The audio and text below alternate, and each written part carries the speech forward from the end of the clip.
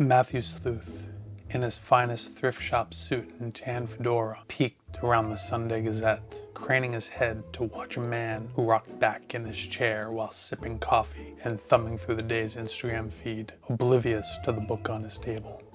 Matthew checked the slanted square as sunlight formed across the floor. He was junk at using the sun to tell time, but his watch died weeks ago, and no clock hung among the bad art and cheesy coffee quotes.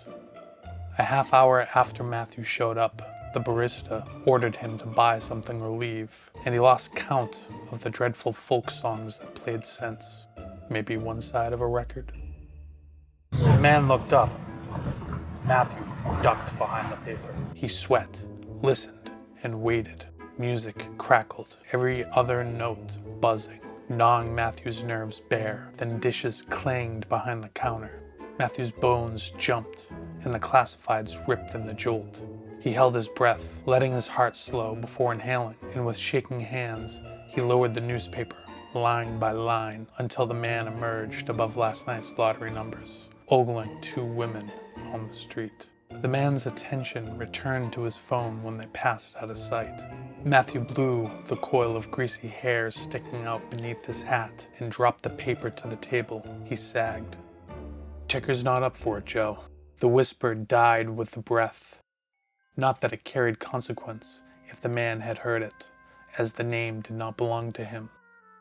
Matthew had a trick where he replaced the beginning of his target's last name with the initial of their first, so John Doe became Joe. His clever trick helped him remember names, but it tended toward a sticky mess. Last week, Matthew stalked through Back Bay looking for Frank Hart. Most snickered. Others said they would sniff around for him, but the occasional glare and grumpy doorkeeper chased him off, telling him to scram. Fiasco touched everything these days, but Joe was different. Matthew read the help wanted ads, and an image of him wearing a hard hat popped into his head. Joe's case started rough. All the waiting outside Joe's apartment just to lose him to the morning rush, then tracking down the wrong John Doe at a random office. But the air had a certain taste before a big break, and Matthew tasted it. The daydream played on in his head, with him barking at a crew of construction workers, and he chuckled, but the laugh stalled as he read the job requirements. No sane person woke at the crack of dawn to work themselves dead.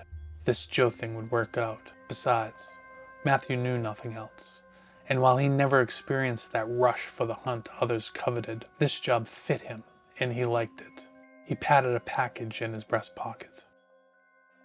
Joe swiped at his phone while he tapped his cup to the music, and the sun played in his hair.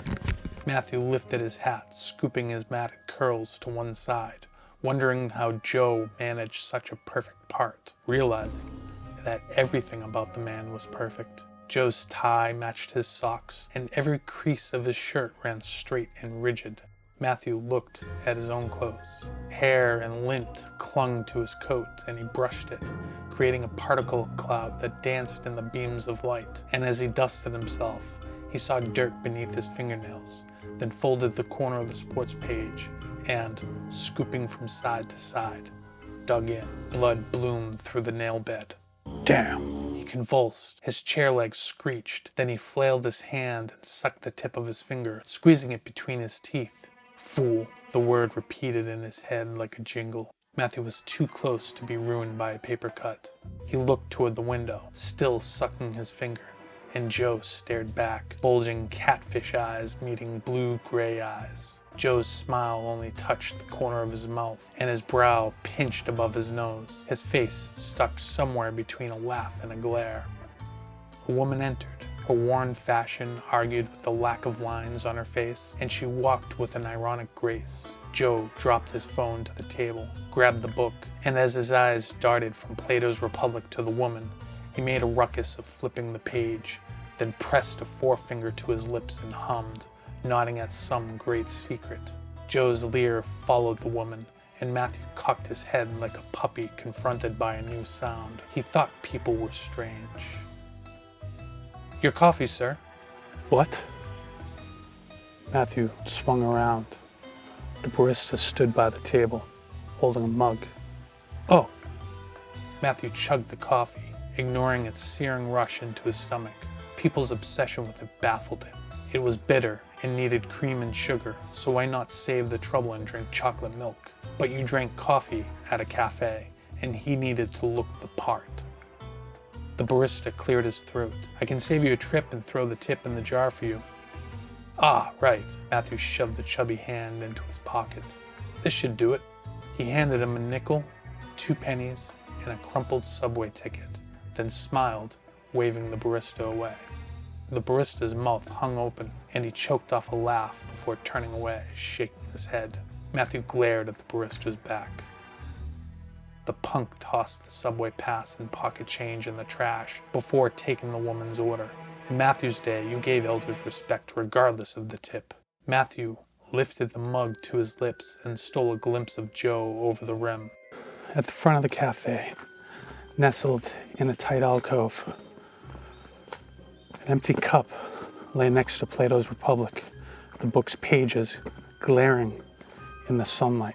Joe's chair sat tucked under his deserted table.